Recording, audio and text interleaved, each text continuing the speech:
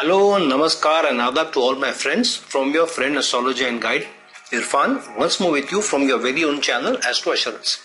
So far we have done 10 videos for the year 2020 predictions or analysis of the probable events that may come by for the signs from Aries until Capricorn.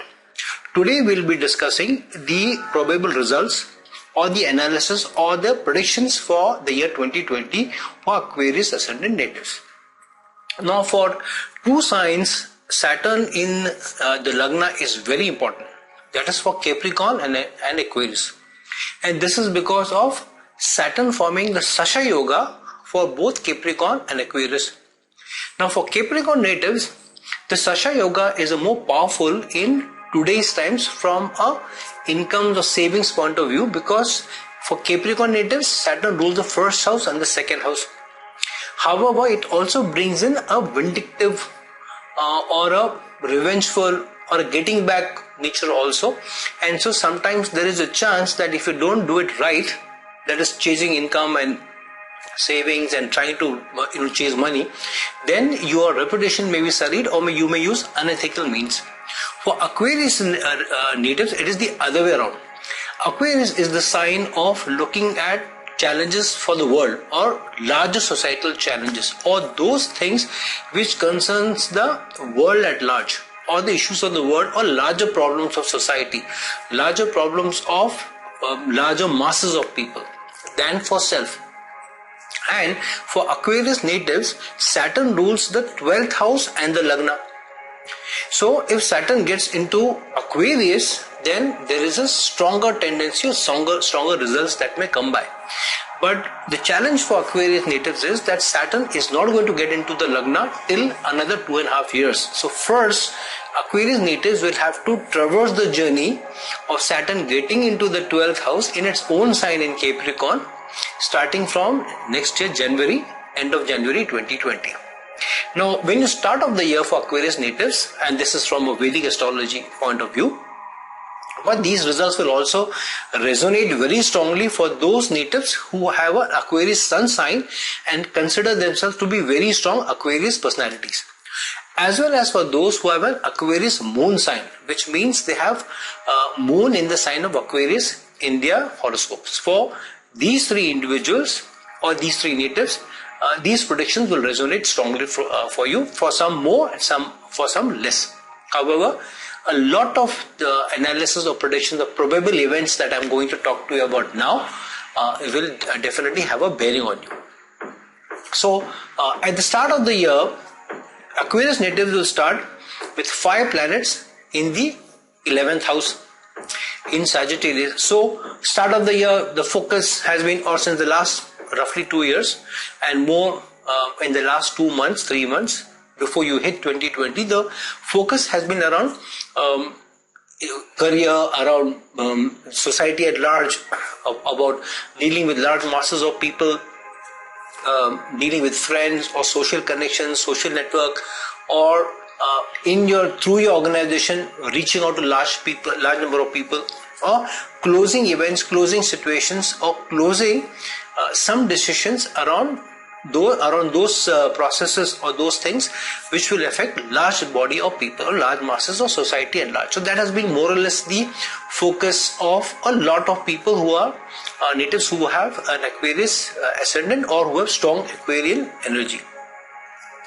So while you have that in the last 2 months of beginning of Jan, by the end of Jan, Saturn is going to transit into the 12th house in Capricorn. Now, this is a very important sign for those who have Saturn either in the Lagna or in the 12th house and have either Capricorn or Aquarius sign, because Saturn has made the journey back into its own sign after 28 years. And why for Capricorn or Aquarius natives? It is because Saturn rules these signs. So if you are a Capricorn native or an Aquarian or Aquarius native from a Vedic astrology point of view, or even a sun sign point of view, and you consider yourself strong Capricorn or Aquarius natives, then Saturn coming back into either of its two signs, Capricorn or Aquarius later, has a strong bearing. So when Saturn moves into the 12th house for Aquarius natives into his own sign of Capricorn, That's when it starts churning a lot of results which will remain with you or remain stable with you for the next 5 years. So that's why this transit is very important for Aquarius natives. Now, end of January, when Saturn moves into the 12th house, what is the 12th house? 12th house is the house of waste and excess. A lot of things which bring challenges to us, such as challenges from law, challenges from authorities, challenges from police, challenges from judiciary, challenges of notices, challenges of making more payments, challenges of sudden extra expenses that come by, challenges of health, visits to the clinics or hospitals, if not for self, then for family members, or even work related. So this is what Saturn, the 12th house denotes. So when Saturn goes into the 12th house, one of the things Saturn does is whenever it goes into any house, it becomes more like a preserver of the bad results of that house.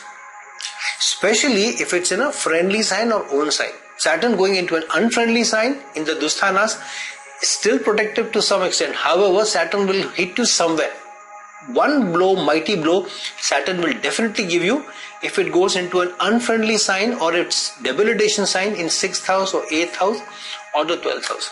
So thankfully, for Aquarius native, the 12th house is ruled by Saturn, and when Saturn goes into the 12th house, it becomes a strong preserver, which means it preserves you or protects you from these issues, from health point of view, from challenges from authorities, from sudden expenses and all that. However, what it also does is, because it's in our own sign and it's very strong and it is the house next to the Lagna, it influences the Lagna also strongly. And the individual starts to think about more preserving self or saving self. So the individual starts to look back the last 2.5, 3 years and thinks that have I really made good in the last 2.5, 3 years? Have I done well in career? Have I really done well in my savings, in my earnings, and especially related to standing in society and leadership position. So Saturn is looking for, while Saturn is a very strong, dedicated, committed worker who looks up to leadership, is very loyal, but Saturn is also always vying for leadership, especially for Capricorn Aquarius natives, especially when Saturn is linked to either of the two houses. Of course, it rules the two houses, but linked in terms of aspecting its own houses or placed in the two houses also, or having a planet in any of these two houses, and Saturn is sitting in the house of those in either of the houses of that planet. So then Saturn brings a stronger connection to the Lagna and wants the leadership position, especially if Sun is getting connected to the Lagna in any ways. So Saturn here is looking at, or the native is looking at, more of a more responsible position, a larger role, a meatier role, where the leadership qualities are also able to exhibit themselves, or the native is able to demonstrate the leadership qualities. Of course, with a better role, the native is also looking at higher income. But the first focus is not higher income or money for the sake of making money, but from a security point of view. Saturn is a preserver, so Saturn is also trying to preserve itself because it rules the Lagna also for Aquarius natives while it is in the 12th house. So here, health, extra expenses, matters of family, matters related to judiciary law. So a native is trying to put everything in order and trying to ensure that there are no challenges from any side while focusing on career, while focusing on what it can do in terms of getting a meatier role, a larger role. Now this aspiration of Saturn gets stronger when Mars moves at the end of March to 2020 into the 12th house also in Capricorn. Now Mars gets exalted in Capricorn, and Mars is as its highest energy. And Mars brings in stronger energy because, especially related to career, because Mars is the lord of the 10th house and Mars is also the lord of the 3rd house for Aquarius natives. So automatically career gets into focus, because Saturn anyways wants, or the Aquarius natives is looking for a leadership position, and Mars accompanies it now. So leadership position at work related to career, and because it's closer to the appraisal time, to the financial year end, so the individual pushes for and communicates a little more assertively, aggressively and strongly with superiors, saying, you know what, I need a role change, I need a larger role, I want a promotion. And this energy is given by Mars. Mars rules the third house of enterprise, of energy, of go-getting spirit, of wanting to do something. And third house is also the house of communication, and Mars is the Karak of the third house. So a lot of energy is brought in, and Mars is sitting in the sign of its exaltation and rules the 10th house. So a lot of energy, Martian energy, is brought in, and the individual tends to become overly aggressive at work, in matters of work, in matters of leadership, in matters of trying to get a meteor role. However, Saturn, being the preserver, tries to tone it down through a more official channel, or through a more official or a more formal way. So while you may write aggressive communication, but the communication will be more through phone, or more larger through emails in a structured format and through the right channels, rather than going through shortcuts. While you will be strong and aggressive, but you'll also do it through right channels and wanting to push your agenda of getting a meteor role. The challenge is where the beginning of April, Jupiter with very high speed, almost matching that of Mars, enters into your 12th house. Now, Jupiter gets debilitated in the sign of Capricorn. Now, there is no Nichbhang Raj Yoga here, because this is not a yoga in your natal chart. This is in transit. So, any yoga which is formed in transit are not taken as yogas. They are just strong energies, and they are temporary, because Mars is very quickly going to transit over your 12th house, then into the Lagna, and then into the second house within months. So, when Jupiter lands into the 12th house in Capricorn, it loses all its energy. And what does Jupiter rule? Jupiter rules your 11th house, and Jupiter rules your second house. So 11th house is the house of larger connections, societal connections, larger connections related to work, working in large organizations, and the second house of earnings and savings. And if the planet ruling savings and earnings loses all its energy and does not give you the wisdom to make right decisions or wise decisions, and you then and in connection with large matters, masses or society or authority figures or superiors, then you may tend to, while you write these strong process oriented right channel communications, you may not be able to ask for the right role. You may not be able to put your points across more in a manner in which you are able to sell the idea well. So you may try to because when Jupiter is in a weak, very weak position, not in a very wise form, then you may ask for role for the reasons which may not appeal to the higher authorities. They may feel, what is he saying? I mean, these are not valid reasons for a promotion. These are not valid reasons to give a leadership position. So be careful of how you put your matters across. So while Mars will give you the aggression and the energy, Saturn will give you the process to go through the right channel and go to the right people. Jupiter will not give you the right reasons to ask for a promotion or leadership position. So make sure when you're asking, you think twice, thrice, and maybe depend on wise counsel of other people or other bosses in previous companies of what should I put across as the reasons. So depend more on wise counsel rather than thinking you are wise enough to be able to put those points across well. So do that. Now these tough months are going to be from April until the first week of July, because Jupiter is going to remain in the 12th house in Capricorn these 3 months. With the same speed with which Jupiter has come into the 12th house in Capricorn, with the same speed it is also going to retrograde back into the 11th house and join Ketu and leave Saturn alone. So now Saturn has in the last few months gathered some energy, moving it into higher degrees, and now Jupiter is alone with Ketu for the first time, because Saturn has been all along in Sagittarius since more than 2 years, 5 months now. So now Jupiter is in the 9th house, in the 11th house, but with Ketu. So now what happens when Jupiter sits with Ketu? One of the things is a person tends to become more philosophical, tends to become more spiritual, tends to look at life more philosophically, and tends to look at situations rather ideally, and not looking at self.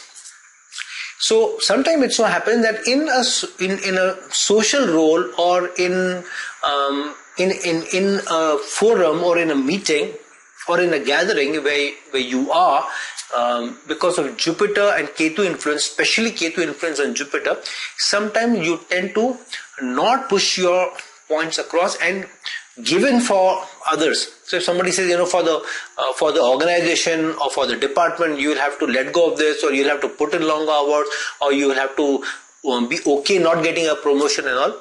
So sometimes the native may say, okay, and not push for self-gain. So be a little careful between end of July and end of September till Ketu transits into your 10th house. So be a little careful during, So Jupiter is wise in the 11th house in own sign of Sagittarius. But with Ketu, it is more spiritually wise. That is okay, why should I chase more Maya?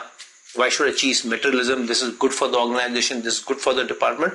So I will be the one who will be sacrificing, and I'm okay. So that tendency will come by. And Saturn being the protector and preserver, wanting to not let go of the position. So there is going to be some clash there. So you will also be in two minds, frustrated, anxiety also, but may give it. So be a little careful. Now, end of September is when Ketu will transit into your 10th house in Scorpio. Ketu also co-rules Scorpio along with Mars. So Ketu is very strong in Scorpio. And when Ketu transits into your 10th house, Rahu is transiting from your 5th house into the 4th. So what happens when Ketu transits into the 10th house in Scorpio? Ketu gathers a lot of strength. Now Jupiter for the first time is alone in Sagittarius and very, very strong. And Saturn alone in Capricorn in the 12th house, again very, very strong. So three very key planets, very strong in their own signs, one after the other. Ketu in Scorpio, Jupiter in Sagittarius, and Saturn in Capricorn. So good things can come by if you use these energies well. Now when Ketu comes into the 10th house in Scorpio, it brings about one change, definitely, surely. High probability that a change may come by related to career. And as I said, it could be a leadership position coming to you. However, one thing which you will have to negotiate to let go. So it's going to be a give and take.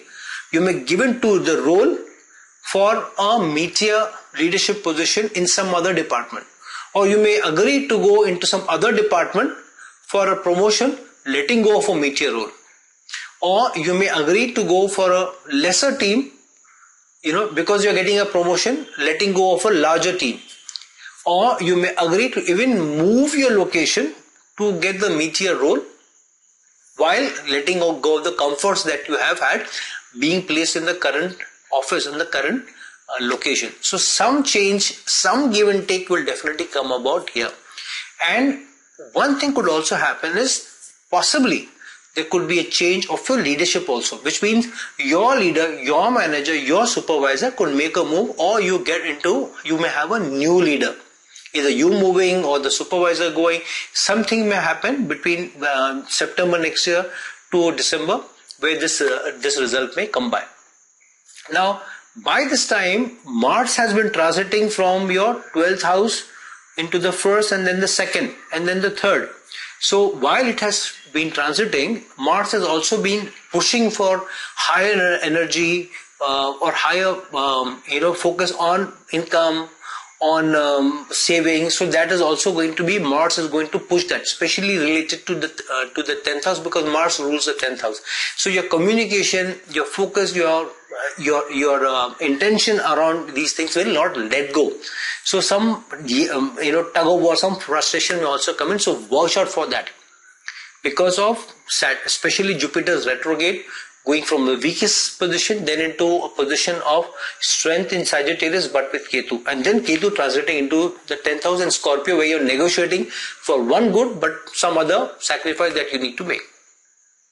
Now when Rahu goes into the 4th house end of September until December, the focus will be very high on home. So when you if you're making a location move, obviously Rahu in the 4th house could mean that you could move to a long distance from where your home is, including your residence changing to foreign lands or foreign location. So that may also happen. Or you going and changing, if it's a state change, for example, you go from southern India, then you may go to the northeast or go into Punjab or North India, where it's a very, very strong cultural change for you. So for a lot of you, if you're changing location, the location could be in an area where culturally you don't identify with that culture, or it could be foreign lands.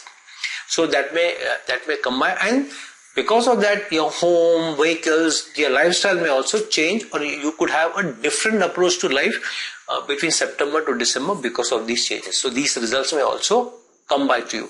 Now, from larger perspective, from the area of children, because some of you are going to be more focused around the matters of the 10th house, 11th house, 12th house, and so forth, matters of children could take a little backseat.